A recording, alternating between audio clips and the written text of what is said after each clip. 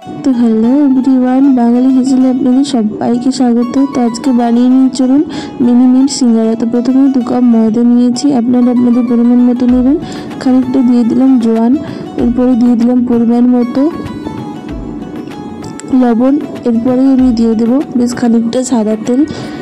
সাদা তেল দেওয়া হয়ে গেলে এটাকে খুব ভালো করে মেখে নিয়ে দেখুন দলা পাকিয়ে নিচ্ছি এবং খানিকটা প্রেস করলে কিন্তু ঝুড়ো ঝুড়ো হয়ে যাচ্ছে। এরকমভাবে কিন্তু ময়ানটা দিতে হবে। এরপর দিয়ে দিলাম খানিকটা গরম জল, এটাকে একটু শক্ত শক্ত করে মাখবো। মাখা কমপ্লিট হয়ে গেলে এটাকে আমি ঢেকে রেখে দেবো। দেখুন মাখাটা খুব সুন্দর হয়ে গেছে, এবার ঢেকে রেখে দেবো। এরপরে একটি ব্লেন্ডার নিয়েছি, এটা দিয়ে দিলাম বেশ খানিকটা পরিমাণ পুদিনা পাতা, পাহাড়ি ধনে পাতা। আমার কাছে এটা ছিল তাই আমি এটা দিয়েছি, আপনারা নর্মাল ধনে পাতাও দিতে পারেন। এরপরে দিয়ে দেবো 1 ইঞ্চি আদা, একটা কাঁচা লঙ্কা, বেশ খানিকটা জিরে,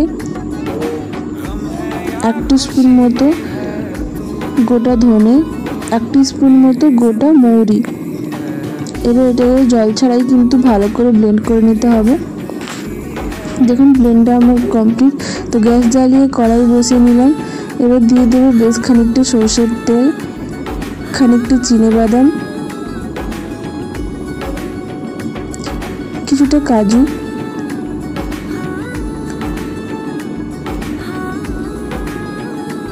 এবার খুব ভালো করে নাড়িয়ে নেব।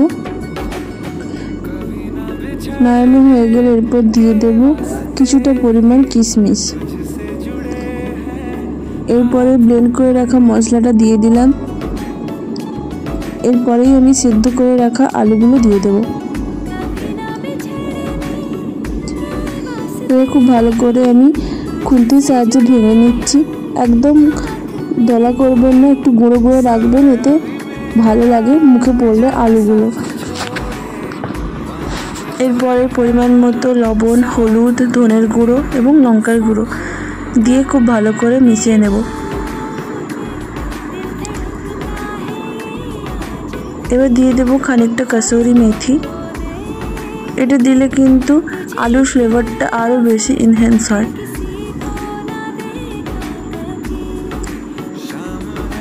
এবার খুব ভালো করে নাড়িয়ে চাড়িয়ে নামিয়ে নেব।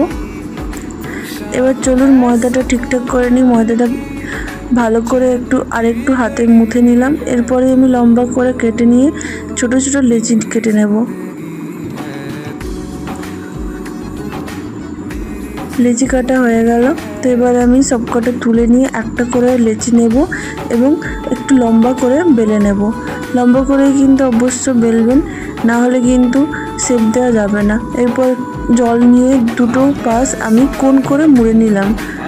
এরপরে এর ভেতরে আমি 1 স্পুন মতো আলুর পুরটা দিয়ে দেব এবং রেস্ট অফ দ্য ময়দাতে আমি জল লাগিয়ে খুব ভালো করে মুখটা বুঝিয়ে দেব। খুব ভালো করে কিন্তু মুখটা আটাবেন, না হলে কিন্তু খুলে যাবে। দেখুন একই পদ্ধতিতে কিন্তু আমি আরেকটা সিঙ্গারা বানাচ্ছি।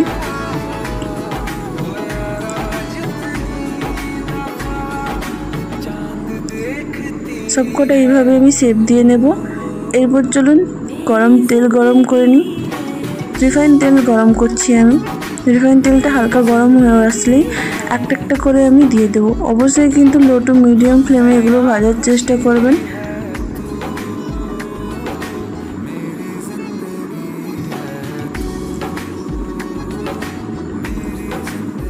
দেওয়া ডান। তো এক এক করে আমি উল্টে পাল্টে নেব। দেখেছেন একটা কেমন লুচির মতো ফুলে ফেটে গেল। তো এটাকে আমি তুলে নেব। বাদ বাকি সবকটাকে আমি খুব ভালো মতো উল্টে পাল্টে নেব। উল্টে পাল্টে লাল লাল করে কিন্তু আমি ভেজে নেব।